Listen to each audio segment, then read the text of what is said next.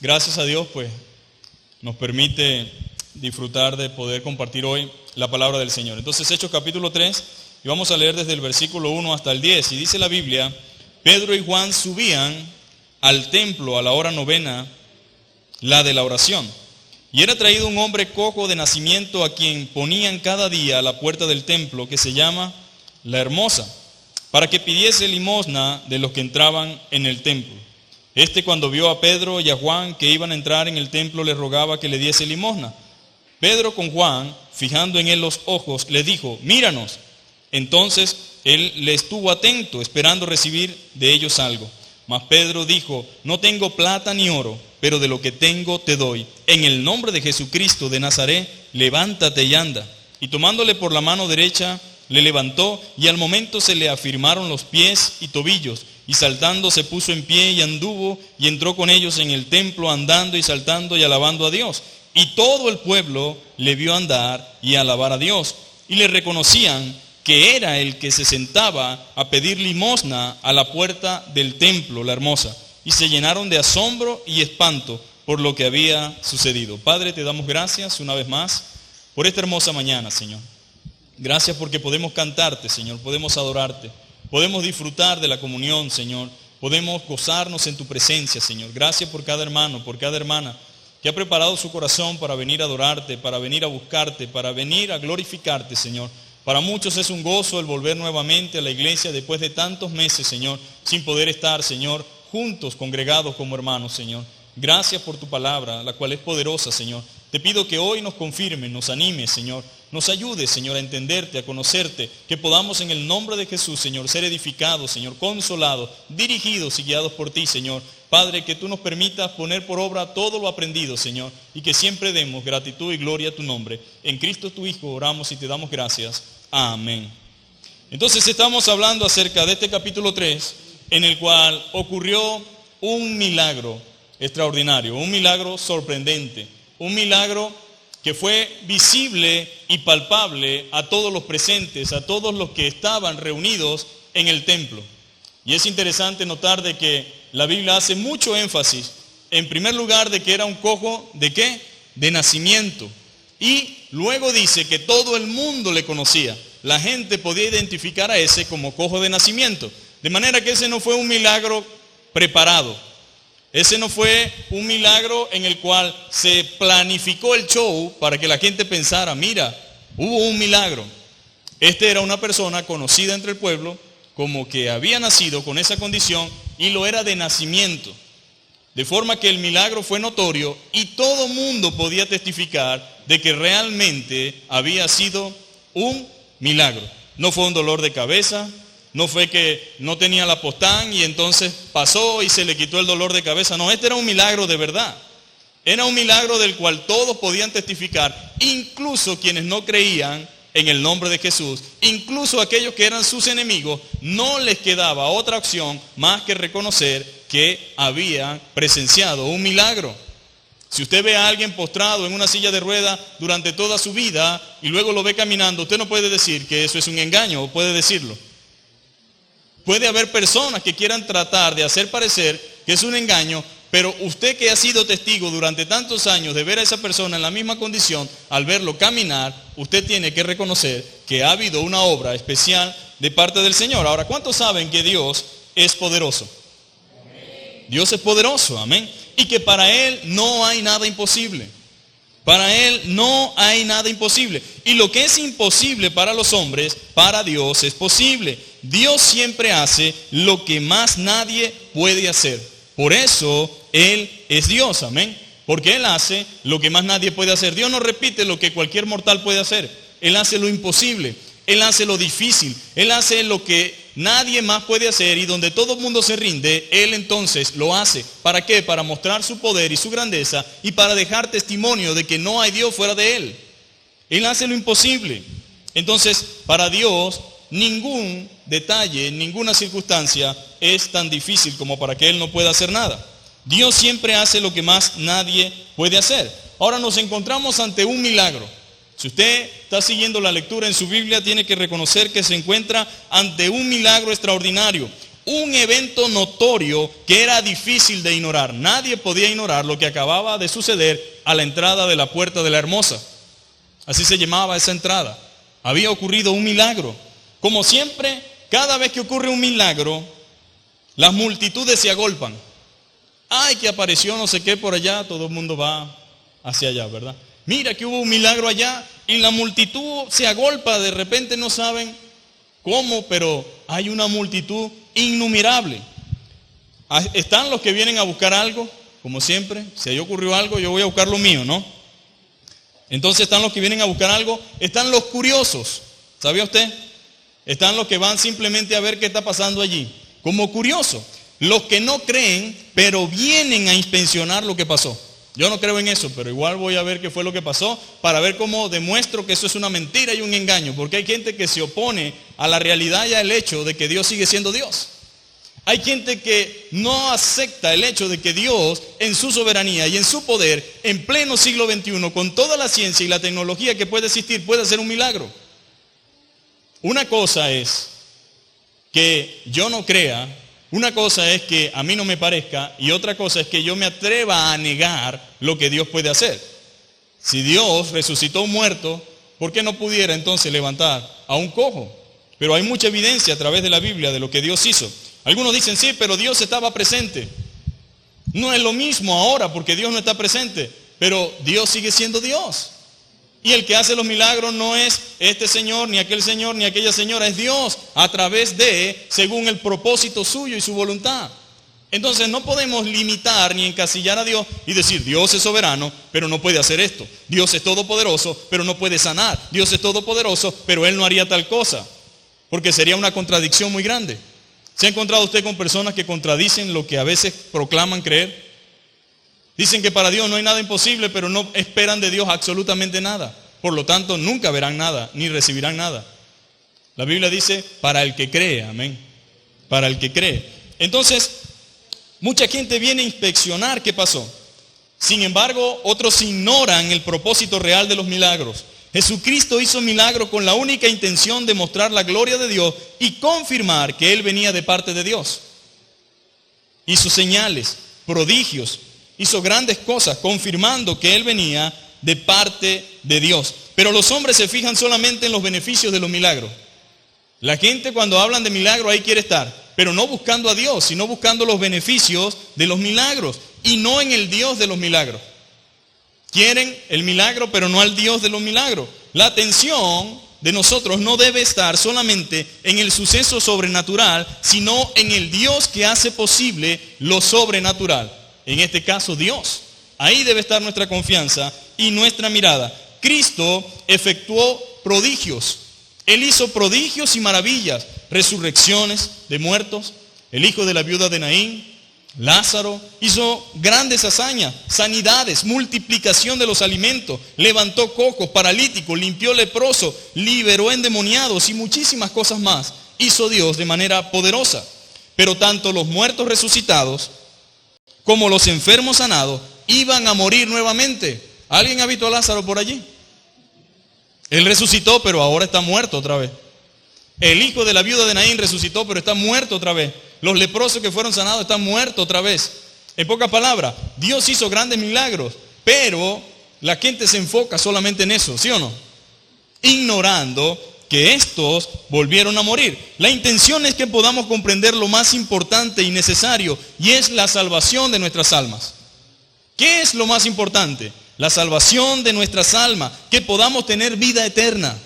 Que usted pueda gozar de una vida eterna con Él. Que estemos seguros de nuestra salvación y del perdón de nuestros pecados. De nada sirve, mis amados hermanos, ser limpiado de la lepra, si igual como aquellos leprosos que no regresaron, y no, si no vamos a volver a dar gracias a Dios y a vivir para su gloria, entonces no sirve de nada. Dios es un Dios misericordioso. Diga conmigo, Dios es un Dios misericordioso. No entiendo por qué razón la gente le cuesta aceptar ese hecho. Pero Dios es un Dios misericordioso y bueno, y siente pesar por el dolor y el sufrimiento. A Dios no le complace ver la gente sufriendo. Él es un Dios misericordioso. Sin embargo, el pecado es el resultado de todo el sufrimiento y de todo el dolor. Pero Dios es un Dios bueno misericordioso. Pero tampoco quiere que la gente lo busque, oiga bien, solo por el interés de la salud física. Dios no quiere que solamente le busque por el interés de la salud física. Usted debe pensar antes de cualquier cosa en su salud espiritual. Yo estoy más interesado que una persona moribunda tenga vida eterna a que sea sanado y siga pecando. La Biblia dice, vete y no peques más. Porque mucha gente luego de ser sanada o de recibir una obra especial de Dios, sigue viviendo en sus delitos y pecados. Entonces, ¿de qué sirve eso? Muchos de ustedes recuerdan aquella vez que le comenté acerca del doctor Magui, cuando habló acerca de una madre que decía, doctor Magui, ayúdeme a orar por mi hijo. Él anda muy mal, aunque está en las altas esferas del gobierno y aunque está en Washington, D.C., y aunque está haciendo grandes cosas, él anda mal espiritualmente. Y yo le digo algo, doctor Magui, si Dios tiene que llevarlo y postrarlo en una cama con tal de que sea el salvo, yo estoy de acuerdo con Dios. Porque su madre entendía el valor de la salvación. Ella no quería un hijo exitoso pero perdido. Quería un hijo salvo, un hijo con vida eterna. Pero muchos de nosotros preferimos que esté bien, que la pase chévere, pero no queremos eso, ¿no? Entonces podemos decir que hay enfermedades que cumplen propósitos en Dios, por las cuales podemos orar, por las cuales podemos clamar, pero Dios, que conoce todo, que conoce lo que yo no conozco, Él entiende el propósito por cual dicha persona o nosotros mismos tengamos que experimentar el sufrimiento y el dolor y la enfermedad. Pero nosotros estamos en una generación en la cual le hacemos la cruz a cualquier cosa que tenga que ver con gripe en adelante. No queremos. ¿Por qué? Porque estamos interesados solamente en la salud física. Pero debo pensar, antes de cualquier cosa, en mi salud espiritual. Que yo esté fino espiritualmente. Amén. Que yo pueda decir, ¿cómo estoy físicamente? Así como me gusta decir bien, que espiritualmente pueda decir, estoy bien. Ahora, debo buscar al Señor para que sane mi parálisis espiritual. Hay gente que camina, pero es un paralítico espiritual. Hay gente que está sano físicamente, pero está podrido espiritualmente. Tiene una llaga allí. Y Dios no solamente desea que estemos atléticamente, físicamente bien, sino que Él desea que nosotros seamos sanados de esa parálisis espiritual, de esa lepra espiritual en la cual muchos andan. Él desea saciar su hambre también interior, pero no solo por su salud física debe pensar, sino también por su salud espiritual. Amén. ¿Me está entendiendo en esta mañana? Se va a dar cuenta que a veces nosotros nos enfocamos en lo que no debemos. Leemos la Biblia y nos enfocamos en lo que no debemos, así como hablamos en el capítulo 2. Entonces, en el día de hoy, tenemos una gran ola de gente que solo busca milagros. Aquí se mueve el ministerio quíntuple, aquí se mueve el poder de Dios, aquí se mueve esto, se mueve aquello. Posiblemente no se mueve nada. Pero la gente va en busca de lo que no debe. Casualmente, a veces Dios hace cosas por aquellos que no están buscándolo. Este hombre estaba esperando una limosna. Estaba resignado a vivir así. Y en la misericordia de Dios, y por voluntad de Dios, y por planificación divina, ¿recibió qué? Sanidad. Pero él no andaba pidiendo eso. Él estaba pidiendo dinero. Ahora, hay una gran ola entonces de gente que solo busca milagros, gracias a las ofertas presentadas por ministros irresponsables. Ministros irresponsables que solo se han dedicado a presentar un evangelio basado en el consumidor y sus necesidades. Un evangelio basado en el consumidor y sus necesidades y no en la voluntad de Dios, atribuyéndose a sí mismo el poder para sanar. ¿No ha visto eso usted? ¿Cómo se atribuyen a sí mismos el poder para sanar, mostrándose como los únicos en poder para efectuar dicha administración de sanidad, jugando así con la necesidad de la gente? Porque no tiene otra explicación. Jugando así con la necesidad de la gente. Si yo te vendo un servicio de milagro, yo estoy asegurando que hoy tendremos milagro, ¿sí o no? Si yo le digo que hoy es un domingo de milagro, aquí tiene que haber milagro. Pero yo no puedo decir hoy es un día de milagro y no va a suceder nada. No, pero la gente no tiene fe. No, Pedro no le dijo, y Juan, mira a Coco de nacimiento, ¿tiene fe? No tengo plata ni oro, pero de lo que tengo te doy. En el nombre de Jesucristo, levántate y anda. Eso fue lo que el Espíritu Santo ministró en ese momento para esa persona. Pero él no le preguntó, ¿tú tienes fe? ¿Tú crees? Bueno, si tú haces un pacto conmigo, si tú mandas una ofrenda, si tú das esto, si tú te prometes esto, entonces automáticamente se te afirmarán los pies y los tobillos. No le dijo absolutamente nada de eso. Él ni siquiera lo pidió. Entonces, mucha gente está mal enfocada. Están solamente pendientes de lo que no deben. Entonces yo me pregunto, ¿acaso eso sucede cuando yo quiero? Los milagros no suceden cuando yo quiero ni cuando usted quiere. Los milagros suceden según la voluntad de Dios y según su soberanía. Pero yo no puedo decidir sobre quién y sobre quiénes no va a suceder un milagro. Y milagros hay muchos a diario, solo que usted no los considera milagros.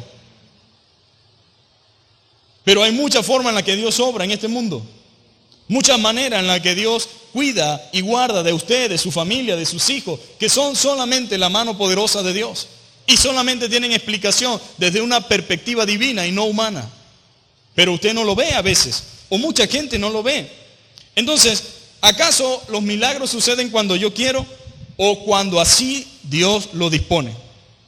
Los milagros o lo que suceda de manera especial o sobrenatural sucede cuando Dios lo dispone, no cuando yo quiero. Debe tener presente que todo está condicionado a la voluntad de Dios. Diga conmigo, todo está condicionado a la voluntad de Dios.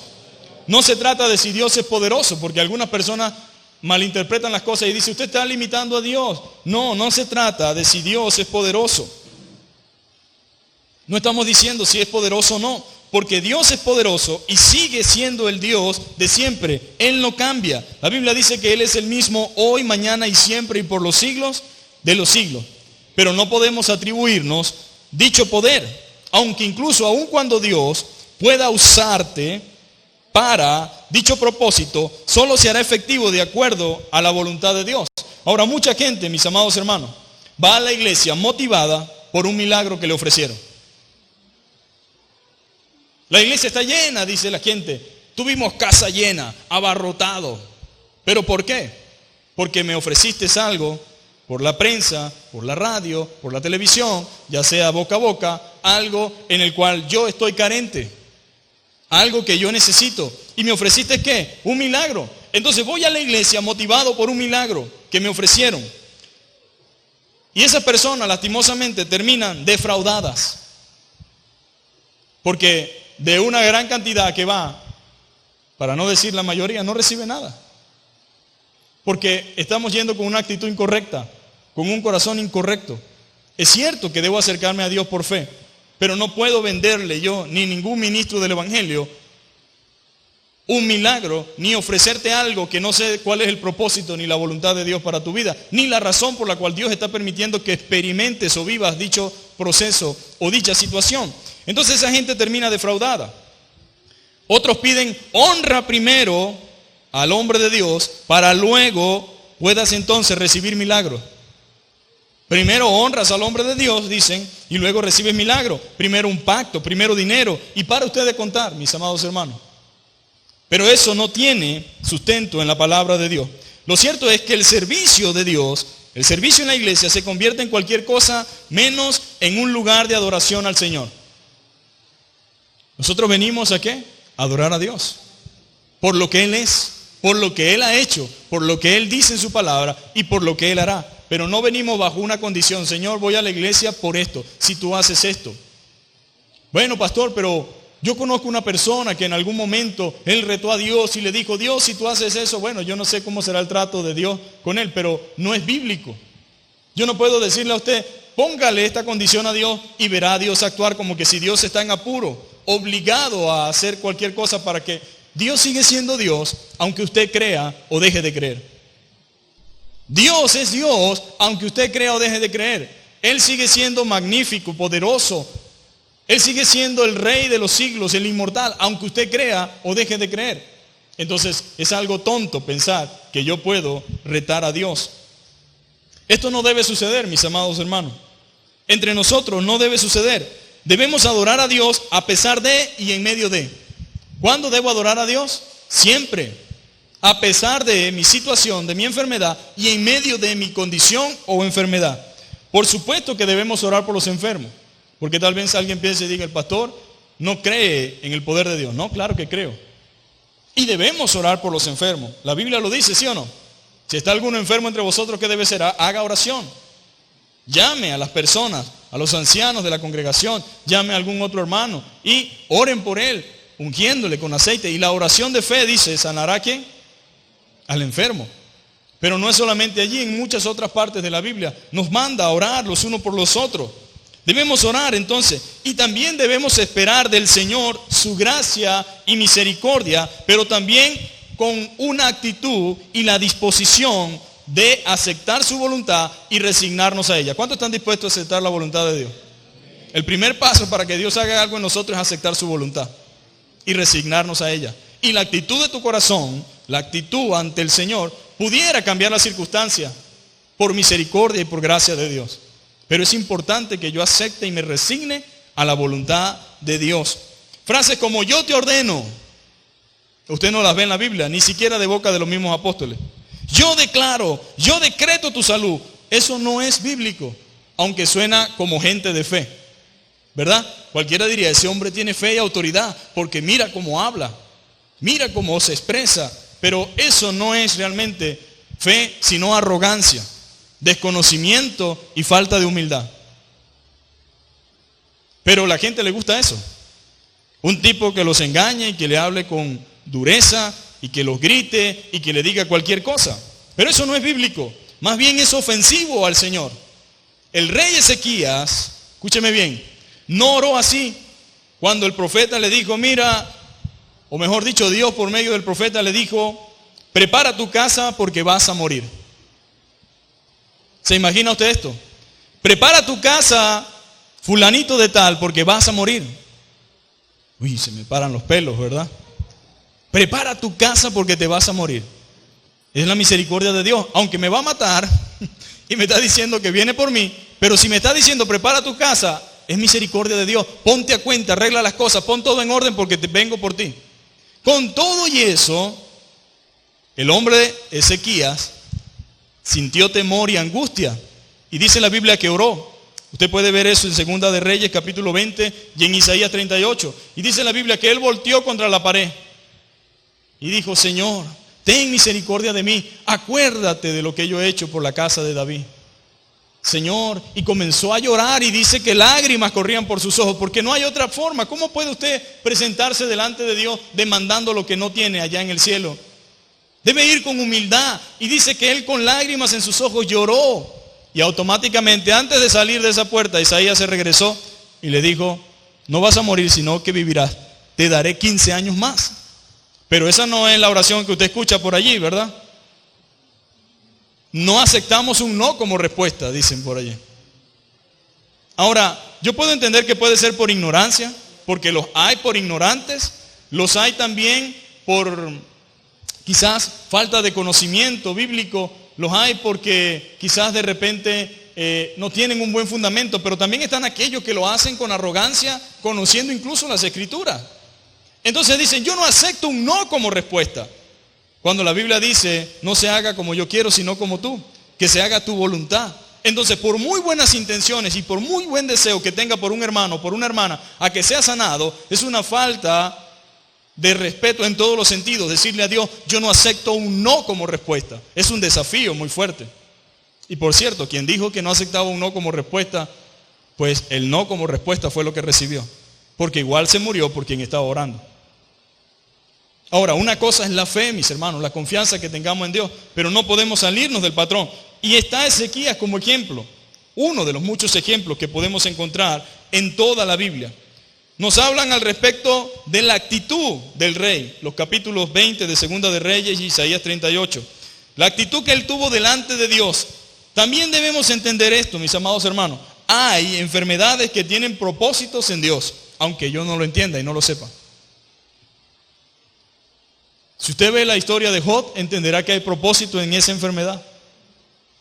Había propósito en Dios por medio de Job. Hay propósitos que él tiene. Hay personas que experimentan salvación por medio del dolor. Usted dirá, ¿cómo, pastor? Hay personas que experimentan salvación por medio del dolor y la enfermedad. Algunos han conocido a Cristo postrados en una cama. Bendito sea Dios, bienvenida sea si esa es la forma de ser salvo. Postrados en una cama han conocido a Cristo. Y fue por medio de ese dolor que se humillaron, cosas que antes hubiera sido casi imposible.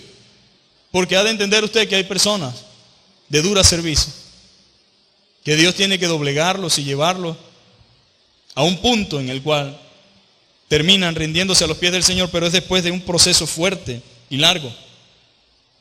No nos gusta a nosotros, no nos parece, porque el problema nuestro es que queremos ser más buenos que Dios. Su problema y el mío es que queremos ser más buenos que Dios. Y usted nunca y yo podremos ser más buenos que Él. Maestro bueno, ¿por qué me llamas bueno?, dijo el Señor.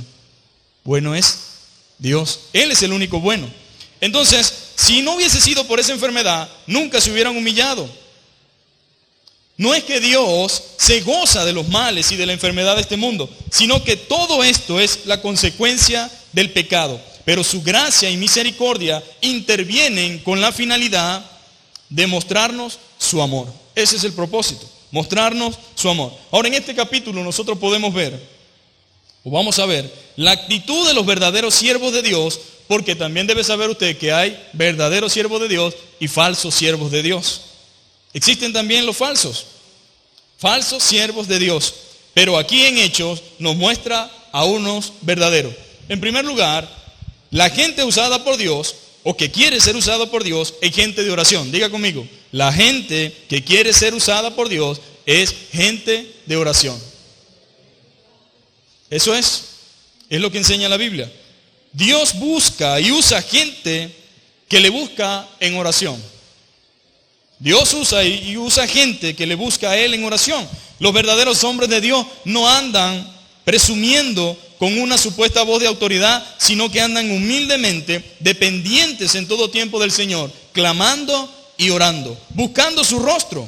Cada vez que vemos a hombres en la Biblia usados por el Señor, eran hombres y gente de oración. Eran hombres y mujeres, gente de oración.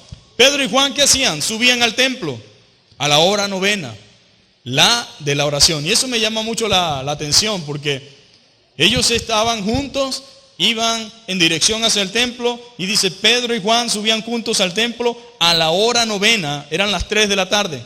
Se hacía oración, ¿verdad? A varias horas del día, en la mañana, al mediodía, en la tarde, y otra vez en la casi noche. Y dice en la Biblia que Pedro y Juan iban juntos a la hora novena, a las 3 de la tarde, a la oración. Qué interesante, ¿no? La gente que Dios usa no es aquella que dice, oh, Dios me está usando y dejo de orar. No, mientras más lo usa Dios, más entienden que necesitan la oración.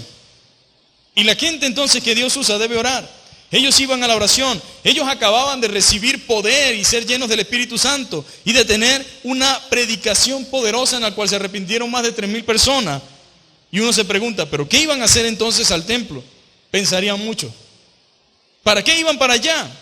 Pues es precisamente parte de lo que hace el Espíritu Santo, es mostrarnos nuestra necesidad y dependencia del Señor.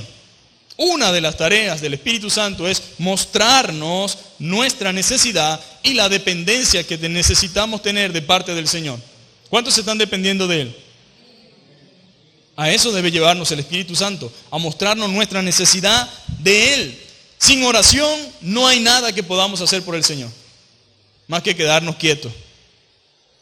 Cuando una gente quiere emprender a hacer cosas espirituales sin orar, sin buscar el rostro del Señor, va rumbo al fracaso. Va rumbo al fracaso. No podemos hacer nada para el Señor si no estamos en oración. Mientras más nos use el Señor, más necesidad tendremos de la oración, y mientras más oremos, más humildes seremos. Amén. Mientras más llenos estemos del Señor, mientras más oremos, más humildes seremos. Por lo tanto, ese aire de superioridad, ese aire de ungido, ese aire de que yo soy el único, ese aire de que por mí es que eso se va a llenar, ese aire de que yo soy el que tengo fuego y poder, es falso. No hay humildad, no hay oración, y está en la carne, aunque parezca espiritual. Porque eso no forma parte de la actitud ni del carácter de ninguno de los siervos de Dios a través de la historia y mucho menos a través de la palabra del Señor. La oración, mis amados hermanos, es el antídoto contra la soberbia y la arrogancia. Porque te recuerda siempre que todo lo que tú puedas hacer viene de Él. Entonces es un antídoto contra la soberbia, la arrogancia, en la que muchos podemos caer. Diga, guárdame Dios y líbrame. Es la oración, mis amados hermanos. Y es triste como muchos hombres que han sido usados por el Señor luego caen en la altivez en vez de dar la gloria al Señor por lo que han logrado. Porque como siempre les he dicho, una cosa es empezar y otra cosa es mantenerse en el tiempo, perseverando en la voluntad del Señor. Entonces comienzan a jactarse de sus logros, comienzan a jactarse de sus hechos, ignorando que sin el Señor no hubiesen logrado nada. Cuando un hombre comienza a tener un lenguaje autoritativo y ordena y decreta y se atribuye una autoridad única, ese hombre está muy lejos del Señor y pronto comenzará a recibir las alabanzas del pueblo que solamente le corresponden a Dios. Comienza a robarle la gloria a Dios. Y la gente empieza a darle la gloria a Él en vez que a Dios. Qué tremendo es esto, mis amados hermanos. Y por eso estamos leyendo este capítulo 3. Más adelante nos daremos cuenta del por qué.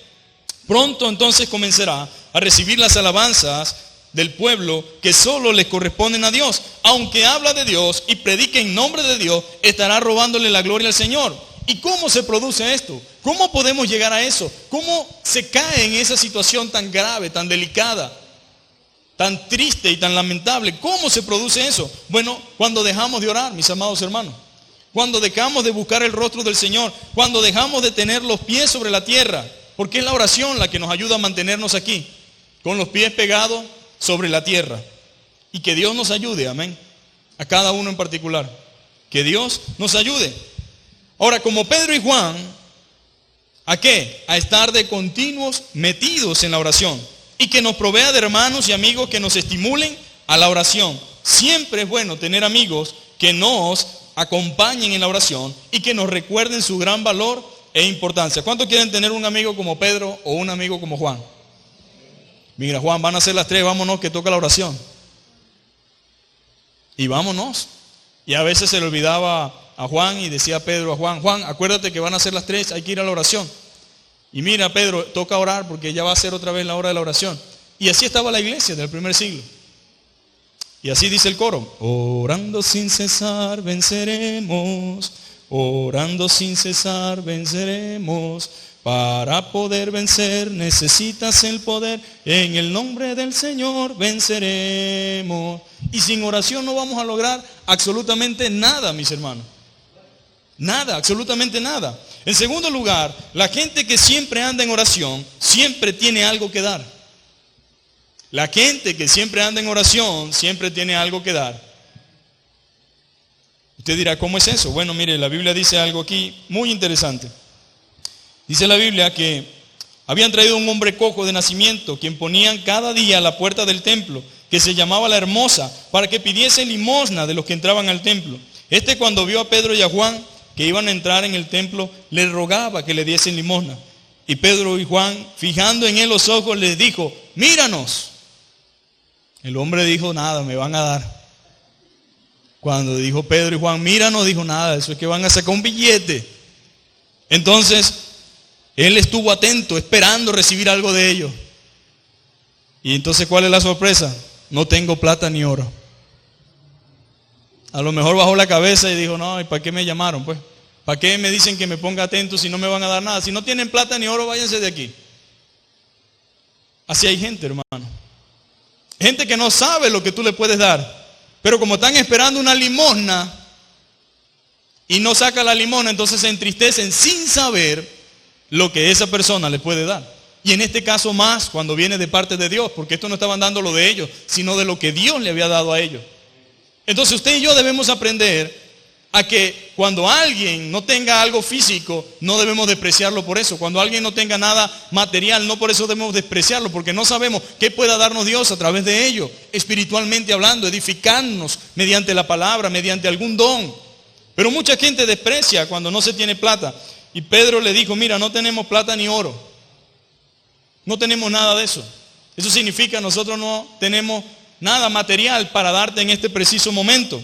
Pero hubo otra cosa que le dijeron. No tengo plata ni oro, pero lo que tengo te doy. De lo que tengo voy a compartir contigo. En el nombre de Jesucristo de Nazaret, levántate y anda. Si usted está lleno de oración, está lleno de Dios. Si usted está lleno de oración, está lleno de Dios. Siempre tendrá algo que dar del Señor. Cuando uno está lleno del Señor, siempre tiene algo que dar de parte del Señor. Siempre tendrá algo que dar de parte del Señor. No le va a faltar nunca qué compartir y qué dar, pero nunca estará vacío. El que está lleno de oración y del Señor nunca estará vacío, aunque no cargue oro ni plata. Aunque no tenga dólares ni euros, nunca estará vacío. Hay cosas de más valor que el dinero. Hay cosas de más valor que el dinero, que ni el que pide sabe y el que da tampoco en la mayoría de las veces. Ni se da cuenta. Pero como Pedro y Juan estaban en sintonía con el Señor, ellos comprendían el valor de lo que ellos podían dar. ¿Usted sabe y comprende el valor de lo que usted puede dar? ¿Se ha sentido usted que no tiene nada que dar? Teniendo mucho que dar. Juan y Pedro lo entendieron. ¿Por qué? Porque estaban en oración y en sintonía con Dios. ¿Cuántas veces no hemos dicho que no tenemos nada que dar? ¿Cuántas veces no hemos dicho que no tenemos cuando tenemos mucho que dar? Mucho que compartir. Como cristianos, mis amados hermanos, tenemos muchas cosas buenas que dar y compartir con otros. Hay gente que pide, escúcheme bien, gente que pide y cree que necesita algún bien físico. Piensa que necesita algún bien físico o material, pero lo que necesita es una intervención de Dios. Ese cojo puede ser su vecino. Ese cojo puede ser un familiar. Ese cojo puede ser un amigo que necesita que usted le dé de lo que usted tiene. Y usted tiene confianza en un Dios verdadero, en un Dios real, en un Dios que salva, en un Dios que da vida eterna. Y usted puede compartir el evangelio de Jesucristo con esa persona. Pero a veces usted piensa que no tiene nada que dar. Y él va allá buscando algo físico porque es lo que cree. La gente sin Cristo lo que cree que la solución a sus problemas es dinero. La gente que no tiene a Cristo cree que lo que necesita es plata, pero lo que necesita es una intervención de Dios. Él lo que necesita es que Cristo esté en su corazón. Y cuando Cristo esté en su corazón, su vida será diferente. Tenga mucho o no tenga nada. Entonces usted, como Pedro y Juan, pueden dar de lo que tienen. Pueden dar de lo que Dios le ha dado. Entonces mucha gente necesita la intervención de Dios. Como este cojo de nacimiento. A veces puede que no tengamos para ayudar a una persona en sentido material, pero sí podemos ayudarla y proveerle en su necesidad espiritual. ¿Cuánta gente con hambre espiritual no hay cerca de nosotros? Con necesidades grandes, necesidad espiritual. A veces nos llega alguien buscando una harina u otra cosa. Hermano, ¿cómo está? La paz de Dios contigo, varón. Porque se vuelve más cristiano que uno mismo, ¿no? Bueno, varón, no sé, vengo por ahí. No sé si el Señor te habrá provisto algo y tienes algo para darme, una harina, una cosa. La gente va, ¿verdad? A todos nos ha pasado, de alguna u otra forma. No sé, el varón Joel trabaja en Polar. Y la gente pregunta y va buscando una harina, va buscando algo, un arroz, una pasta, azúcar, café, aceite, un huevo, 2 huevos, préstame 1, préstame 2. Así llega la gente, con necesidad. O a veces pudiéramos llegar nosotros, qué sé yo, a otro lugar. Lo que quiero decirle es que mucha gente llega buscando harina u otra cosa y puede que no tenemos, puede que no la tengamos en el momento, pero no la deje ir sin compartir de lo que tiene. Ay, no le abras. No, quédate quietecito, no se mueva nadie. Esperando que se vaya, ¿no? Porque decimos que no tenemos harina, ¿no? Y no le voy a dar las 4 dedos de harina que quedan. No puedo. Pero no la deje ir. No importa que no tenga algo físico o material, pero pásela. Siéntate. No tengo harina, ¿quieres agua? Le da un vasito de agua. Pero quiero orar por ti. Vamos a orar. Para que Dios te provea a ti y para que Dios nos provea a nosotros. Vamos a orar, vamos a pedirle a Dios. Y uno no sabe si buscando una harina consigue al Salvador. Buscando azúcar consigue la miel. No sabemos qué puede hacer Dios. Pero no podemos limitarnos a decir, no tengo plata, no tengo harina, no tengo queso, no tienes nada de eso, no importa. Pero tienes algo que darle, que en ningún lado lo va a conseguir. En ningún lugar lo va a conseguir. Entonces nosotros podemos pensar y decir, bueno, no la dejemos ir, pasémosla a la casa, sentémosla, oremos por ella o por él. ¿Qué te parece si oramos al Señor para que provea? Pero de lo que tengo te doy. De lo que tengo te doy. Así como Pedro y Juan, Dios nos ha dado, mis amados hermanos, y de lo que Dios nos dio podemos compartir nuestra fe en Jesucristo. A veces la gente anda sin rumbo, mis amados hermanos, y sin dirección, buscando una cosa, buscando algo que no necesita, y lo que realmente necesita es otra cosa, y esto es a Cristo Jesús. Y debemos compartirlo, amén. En tercer lugar, la gente usada por Dios y de oración no le roba la gloria a Dios. La gente usada por Dios y de oración no le roba la gloria a Dios. ¿Qué significa eso, pastor? Bueno, la gente que realmente es usada por Dios no se atribuye lo que Dios hace. Una cosa es que Dios use una persona y otra cosa es que esa persona le haga creer a los otros que es Él. Yo no sé si usted se ha dado cuenta de que mucha gente le roba la gloria a Dios. Y eso no fue lo que pasó con estos hombres. Luego que ocurre este milagro, dice la Biblia que no tengo plata ni oro, pero de lo que tengo te doy, en el nombre de Jesucristo de Nazaret, levántate y anda. Y tomándole por la mano derecha, le levantó y al momento se le afirmaron los pies y los tobillos. Y saltando se puso en pie y anduvo y entró con ellos en el templo, andando y saltando y alabando a Dios. Eso fue algo extraordinario, ¿no? Entró y caminó y la gente se quedaba asombrada. Este es el cojo, este es el que siempre estuvo allí. Más adelante en el 4:20 y algo dice que tenía 40 años en esa condición. Y del gozo, de la alegría y de lo que había ocurrido estaba saltando y alabando a Dios y todo el mundo viendo lo sucedido. Entonces al ver eso, la gente puso la mirada ¿en quién? Pedro y Juan. Cuando ocurre un milagro, la gente piensa, ese hombre, hay que seguirlo. Ese hombre tiene poder, ese hombre tiene autoridad. ¿Y qué hacen los personajes del día de hoy? Se aprovechan, ¿sí o no? Y manipulan las personas. Pero en ningún momento dice, epa, ya va, un momento. Esto está mal. Yo no puedo hacer nada, amigo. Solamente Dios.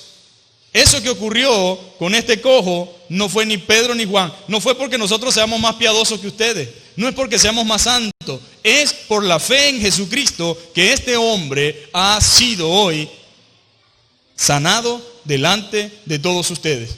Pero no es lo que sucede hoy. Entonces no le roba la gloria a Dios y tampoco permite que se pierda el propósito principal, que es presentar a Jesucristo como Salvador y la necesidad del pueblo de arrepentimiento y salvación. Donde sucede un hecho extraordinario, la gente se agolpa y continuamente pone la mirada en el lugar equivocado. Aquí es donde muchos hombres, mis amados hermanos, se aprovechan y manipulan al pueblo. Pero no así con los hombres de Dios, sino que lejos de robarle el crédito, le dan gloria a Dios y reconocimiento al Señor. Pedro y Juan dijeron, no está bien, hermanos, no pequen ustedes ni nos hagan pecar a nosotros. Porque uno peca al poner la confianza en los hombres y los hombres pecan al permitir que la gente ponga la confianza en ellos. No, ¿cómo va a venir usted de tan lejos a creer que yo soy el que lo voy a sanar? Va a malgastar su dinero. Venga a la iglesia si quiere, pero yo no tengo poder para sanar. Podemos orar y si Dios quiere, y es su voluntad, lo puede sanar. Pero no venga pensando que yo soy el que sano. Porque nosotros no podemos hacer absolutamente nada más que orar por las personas. Entonces, Pedro y Juan dijeron, esto no está bien. No pequen ustedes y no nos hagan pecar a nosotros. ¿Por qué ponen sus ojos en nosotros como si por nuestro poder o piedad hubiésemos hecho andar a este? O sea, nosotros no tenemos poder, ni es nuestra propia santidad o piedad lo que hace posible que este hombre camine entre ustedes. No es nosotros, no es nuestro poder. ¿Qué diferencia, verdad, mis amados hermanos, hay entre estos apóstoles a los que andan autoproclamándose en el día de hoy? Hay una gran diferencia en nuestros días entre los que se andan autoproclamándose, que aceptan la adulación del pueblo. Les encanta eso. Y no los corrigen, al contrario, algunos hasta se adulan a sí mismos y se atreven a decir que a menos que los honren a ellos, entonces no verán milagros ni bendición. Imagínese usted, semejante barbaridad. Atribuyéndose funciones que no le corresponden. Dicen que no recibirán bendición ni milagros en sus vidas. A la luz de la palabra eso no tiene sustento. No tiene afirmación y no hay de dónde sacar. No tiene sustento. Pero sin conocimiento de la palabra de Dios es como andar a ciegas, tanteando. Permita a Dios, el Señor, que nosotros podamos estudiar más su palabra y someternos a ella. Otra característica de Pedro y Juan, que es digna de admirar y imitar, es que ellos no se quedaron en el asombro de los milagros, sino en el propósito que era presentar a Jesucristo y llamar al pueblo al arrepentimiento. Vamos a seguir leyendo y el versículo 9 dice, y todo el pueblo le vio andar y alabar a Dios, y le reconocían que era el que se sentaba a pedir limosna a la puerta del templo La Hermosa, y se llenaron de asombro y espanto por lo que había sucedido. Y aquí voy a aclarar algo. Mire, la Iglesia Católica es en este sentido mucho más rigurosa que nosotros. Aquí cualquier cosa lo llaman un milagro, sin importar que haya sido, ¡ay, un milagro! Y repiten, un milagro. Y después a los otros días ver la persona en la misma situación. Eso se llama un engaño y una estafa y una mentira. En la Iglesia Católica primero le piden un informe médico. Después de ese informe médico, que usted supuestamente fue sanado milagrosamente, le dicen, ahora hágase otros exámenes y traiga el informe médico. Si es un milagro, tendrá el informe médico diciendo que ya no tiene el cáncer, que ya no tiene lo que haya padecido o la enfermedad que sea, y aparte de eso un informe médico donde a usted lo declaren sano. Y después de 10 años, si usted realmente no volvió a recurrir a la misma enfermedad, entonces se declara milagro. ¿Qué le parece? Entonces nosotros no somos católicos. Nosotros de repente creemos en el poder de Dios y sabemos que Dios puede hacer cualquier cosa, pero tampoco podemos ser menos precavidos que ellos. Si es un milagro, hágase un examen, hermano. Y si está sano, amén. Pero no vamos a decir que estoy sano, pero no me voy a hacer el examen. No, yo estoy sano, pero entonces dejo la pastilla y me duele todo, me mareo. Pero si está sano no le debe pasar eso. No, hermana, pero es que usted no tiene fe. Usted tiene que dejar eso en el nombre de Jesús. Pero si no me siento bien, cuando Dios hace algo, lo hace completo. Si Dios lo sanó de la migraña, a usted no le duele la cabeza para nada. Si Dios a usted lo sanó de un cáncer, usted va a ir a donde sea necesario hacerse un examen y usted no tendrá cáncer. Si Dios a usted lo levantó de una silla de ruedas, usted no va a andar todo tullío, dando 3 pasitos y luego a los otros días otra vez a la silla de ruedas. Sino que usted se va a levantar de allí y va a parecer que hace pesas. Como que si fuera un levantador de pesas, a usted se le van a afirmar sus pies de una manera que va a caminar como debe caminar. Y nosotros debemos ser garantes de que eso sea así. Yo no puedo decirle a ustedes que aquí ocurre un milagro. No, pero no le hagan los exámenes porque va a salir con todo alto y otra vez. ¿Por qué? Pero eso sucede cuando la gente, bajo la influencia de muchas cosas, y esto entra hasta lo emocional y psicológico. Pero no, nosotros tenemos tanta fe que no queremos ver lo que dice la Escritura. Bueno, el cojo saltaba, caminaba, alabando a Dios y todo el mundo lo vio. Y la gente que odiaba el Evangelio igual tuvo que reconocer si es verdad, hubo un milagro. No se puede negar. Y nosotros no podemos exigir menos que eso, mis amados hermanos.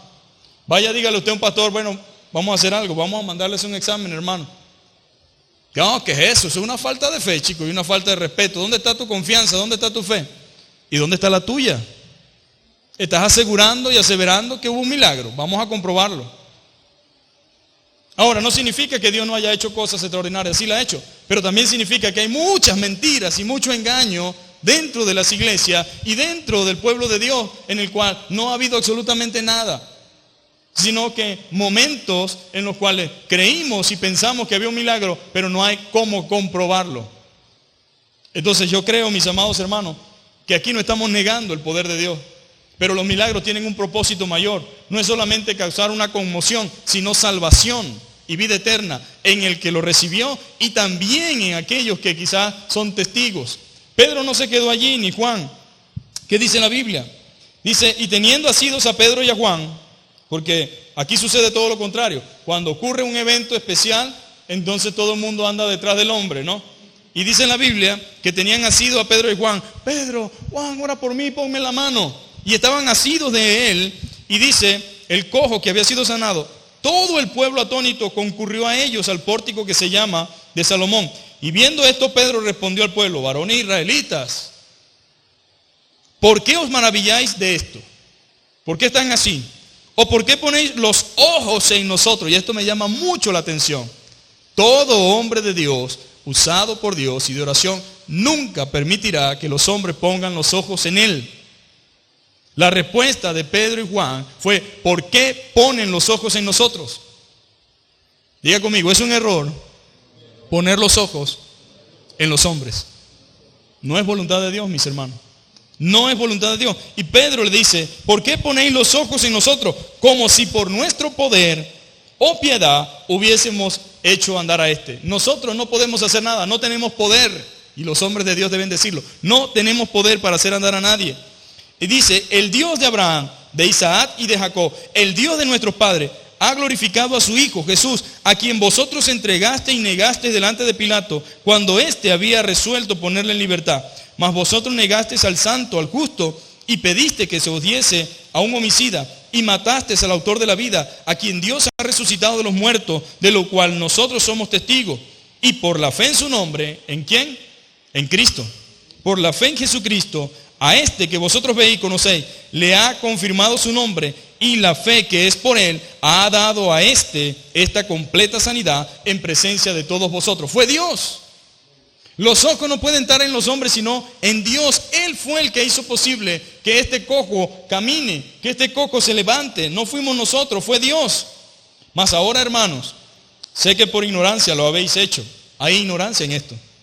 Cuando ve los creyentes o la gente poniendo la mirada en los hombres, hay ignorancia en eso. ¿Quién lo dice? La Biblia.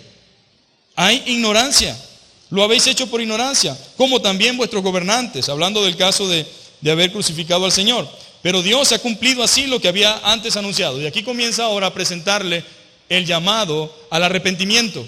Porque no se trata de que nos quedemos en el milagro. Entonces la gente hace publicidad del milagro. La gente anda viajando por el mundo en nombre del milagro. La gente anda hablando solamente del milagro. ¿Y los arrepentidos dónde están? ¿Y los que van a confesar a Cristo dónde están?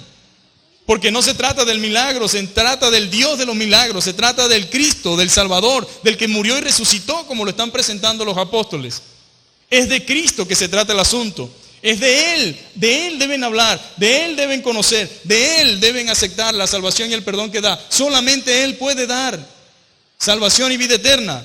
El milagro más grande no es que usted camine después de estar paralítico o se sane de una enfermedad. El milagro más grande es que usted pueda ser salvo, mis amados hermanos.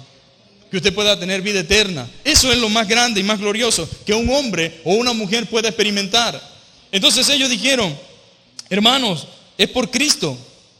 Por ignorancia hicieron esto, pero Dios ha cumplido. Así que arrepentíos, dice el verso 19, y convertíos para que sean borrados vuestros pecados, para que vengan de la presencia del Señor tiempos de refrigerio. Arrepentidos y convertidos. Ese es el propósito del milagro.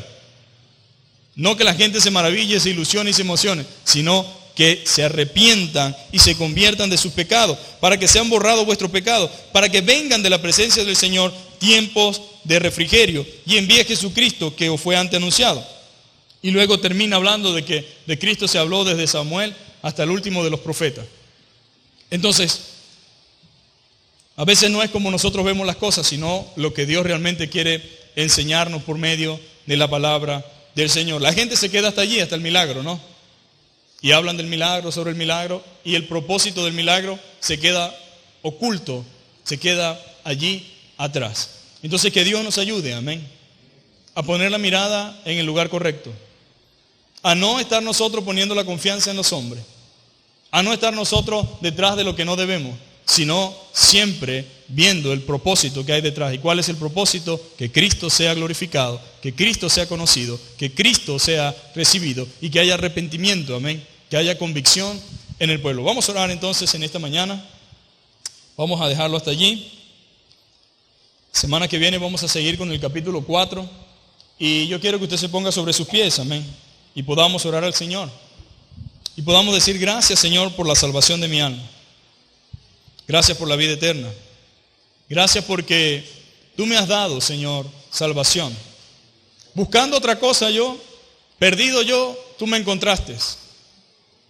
Y me diste más de lo que yo realmente merecía. Padre, en el nombre de Jesús te damos gracias, Señor. Gracias, Señor, por esta preciosa mañana, Señor. Por este tiempo que hemos podido tener en comunión y en oración, Señor. Gracias porque tú nos has traído a tu casa, Señor, para aprender de ti, Señor, para hablar de ti, para conocerte a ti, Señor. Padre, pedimos perdón por nuestros pecados, Señor. Perdón por nuestras faltas, Señor. Perdón por poner la mirada donde no debemos, Señor. Perdón por creer, Señor, que no tenemos cuando realmente tenemos mucho, Señor. Perdón, Señor, cuando creemos, Padre, que estamos orando de manera correcta y estamos reclamando, exigiendo con una actitud arrogante, Señor. De eso nos arrepentimos, Señor, y te pedimos perdón y misericordia, Señor. Y como Ezequías, Señor, te pedimos, Padre, misericordia, Señor. Con lágrimas en nuestros ojos te pedimos tu intervención, Señor. Mediante tu gracia y poder, mediante tu soberanía, Señor, en nuestras vidas, Señor. Ha de haber en nosotros enfermedades, Señor, aflicciones, Señor. Padre, pero poderoso eres tú, Señor, para ayudarnos, para sustentarnos, para glorificarte según sea la necesidad, Señor. Aquí están mis hermanos y mis hermanas, Señor. Ten misericordia de ellos, Señor, según sea su necesidad, Señor. Mira los problemas de salud que cada uno pueda tener, Señor. Extiende tu misericordia, Señor. Extiende tu gracia y extiende tu amor, Señor.